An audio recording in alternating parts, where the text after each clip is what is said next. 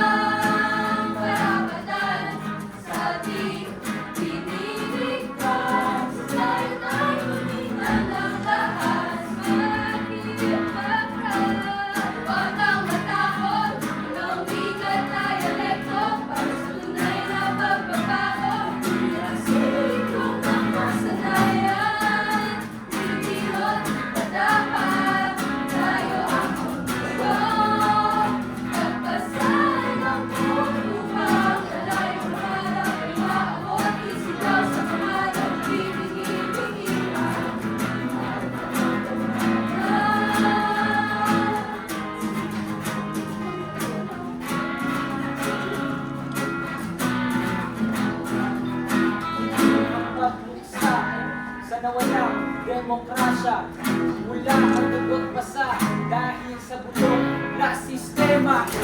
Bakit ang mga kulay